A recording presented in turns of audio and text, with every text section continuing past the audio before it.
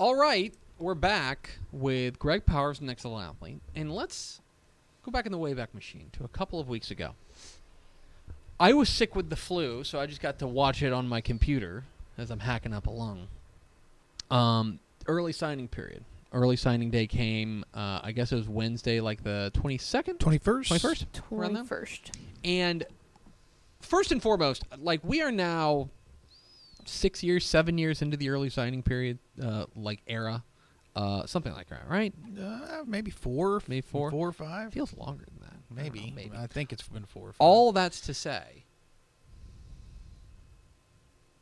has December officially from a football perspective? Obviously, a lot of other teams, not a lot of other sports out there that sign other times.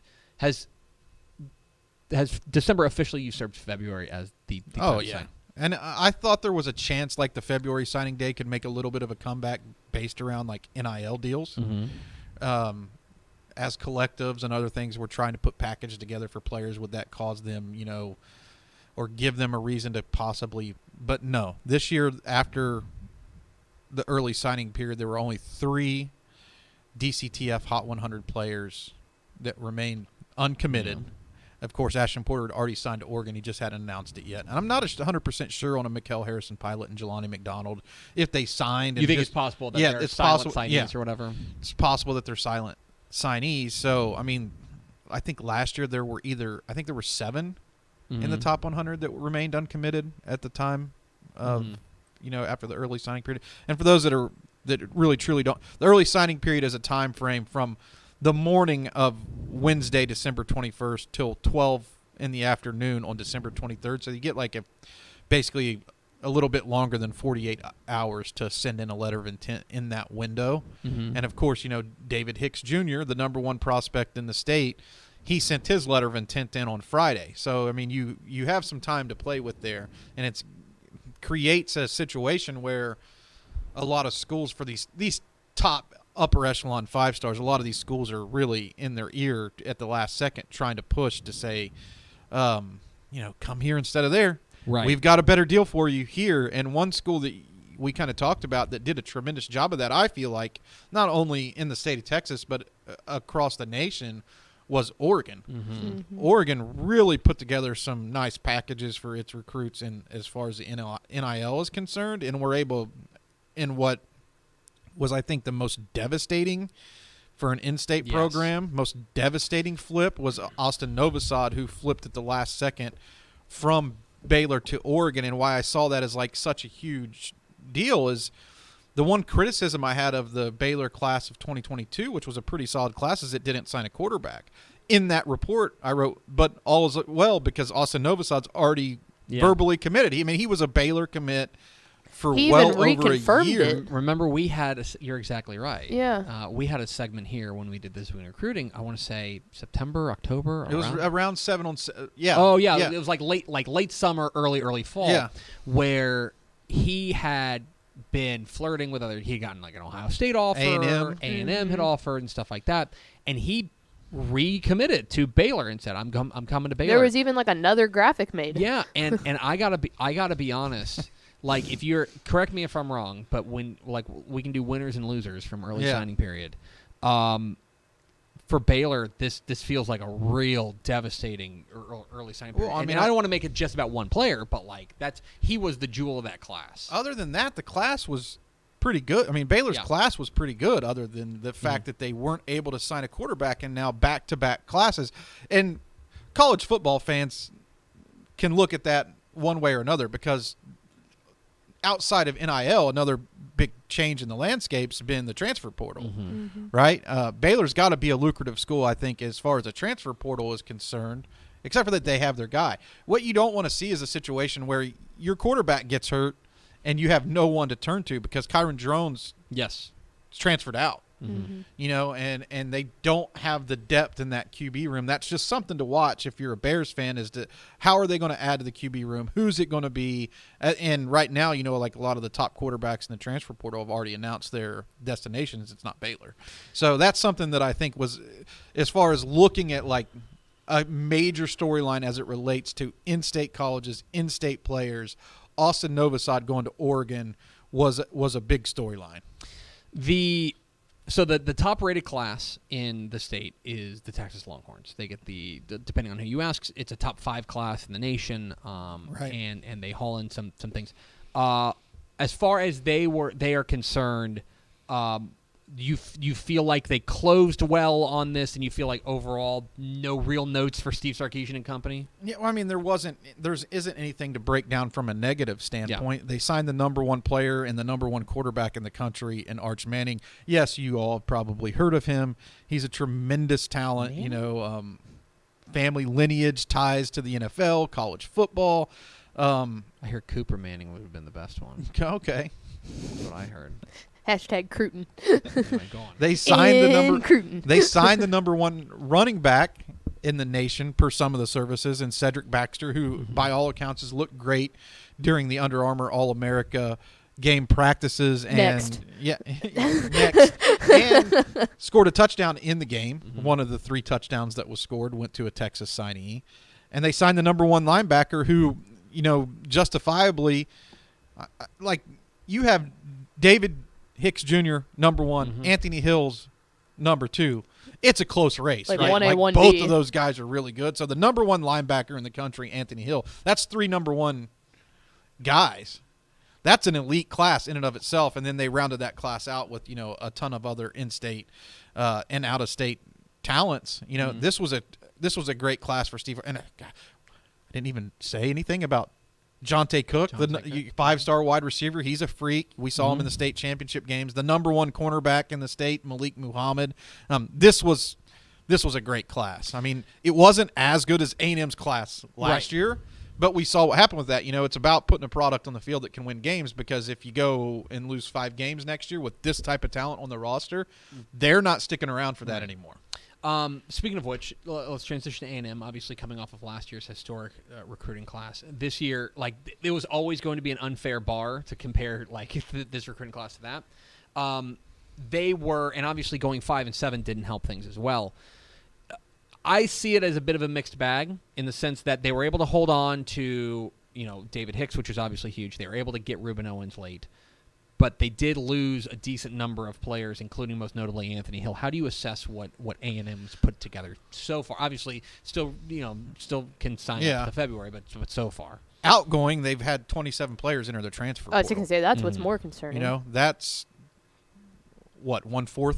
That's a quarter of the roster. More, yeah, 1/4 of your roster that's leaving. So you got to replace that talent with not only good high school talent that you have to develop. You know, a lot of these guys coming in from high school, they're not going to be ready to play day one, or at least not at the level where you can go in and say, I'm putting a roster of freshmen out there and I'm going to compete with LSU and Alabama in 2023. Those teams are returning a ton of talent. The SEC is loaded, right? So they're going to have to invest some time in getting some transfer portal players in, and they've already been doing a pretty decent job at that. They've got some big-time recruits on campus. I actually think right now, looking at them, and they've been active in the transfer. That's something that they're going to have to do this year. But as far as their high school class is concerned, it's only a step back that they're number 12 in the country. Yeah. You know what I mean? Like, most schools out there that are number 12 in the country, they're like, oh, cool, we signed the number 12 class in the country. A&M fans may feel like it's a step back because they aren't number 1 again. Right. That's how I see. I mean, like you meant, like David Hicks Jr. is an elite talent. Ruben Owens, no matter, like, Ruben Owens is one of the best running backs I've ever covered in Texas. His ability to make people miss at the second and third level is elite. He's a touchdown producer. He wastes no steps behind the line of scrimmage. He gets going in a hurry, which that's some of the – I think, like, when you look back at guys like some of the older fans, like Soso Jamabo. Yep. He was a 5-star. I think his downfall was he danced a lot behind the line. He could make people miss, but he could never get going in a positive direction. Ruben Owens doesn't miss that. He hits the hole hard, and then he makes people miss. He's going to be an elite player in that offense. He's a great receiver too. And then just kind of like looking down the line at some of their bigger additions in that class, they did a pretty good job out of state. And one of those guys that jumped out to me was Chase Basantis, a 6'5", 290-pound road grading offensive lineman from Don Bosco. For those of you that are not familiar, Don Bosco is like one of those DeSotos in New Jersey. Mm-hmm. You know, this is an elite program, and this dude was like 6'5", 290. He's rated as a guard. I loved his tape at tackle. I think he's one of these guys who has the ability to come in and play early on an offensive line that needs depth. So that's another name for maybe A&M fans to keep an eye on. There is still a team that's, of course, the point of recruiting is to win, and there's a team that's winning a lot right now, and it's a team that is potentially 60 minutes away from a national championship. It's TCU. How do you feel like they were able to parlay their on-field success into the recruiting wins as well? So we did our rankings for in-state schools, and pretty much by and large, you can look at some of the other sites' team rankings, and that's going to be close to what. Mm-hmm. But we kind of factor in some other things with ours. We had Texas 1, Texas A&M 2, and TCU 3. By the time February rolls around, there's a chance that TCU could slide into that. That's how close it is. With A&M. Like with A&M.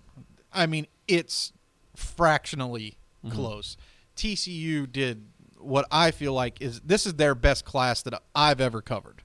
And they have a chance to close with a couple of guys at the All-American Bowl who both have TCU on their list, and Mikel Harrison-Pilot and Jelani McDonald. Both are 4-stars. Worst case scenario, I think they get one of the two. Yeah. Right? So they're going to probably get one of those guys and bolster a class that's already really special. And they've already gotten a 5-star transfer from Alabama. And as a matter of fact, I think all their transfer guys are from SEC schools so far. So they're adding in talent to that program with guys who can come in and play next year. This is a really, really good class. And from the high school ranks, I think that they did a really good job with Cordell Russell. He's an All-American playing, from North Mesquite. This guy had a tremendous senior season.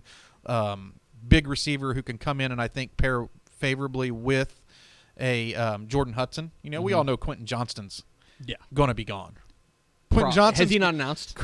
Well, I mean, he's gone. I would be stunned if he was back next year. So Marcus Deal, Name and I think he could play on either side of the ball. He wants to play defense, but he's like a Cameron Hayward-esque type of player coming out of high school. Not the Cameron Hayward you see now playing for Pittsburgh, right? Because that dude is huge. But I mean, I remember covering Cameron coming out of high school, and that's a comparison that I would make for Marcus Deal. And then one of my favorites, I love Cameron Cook.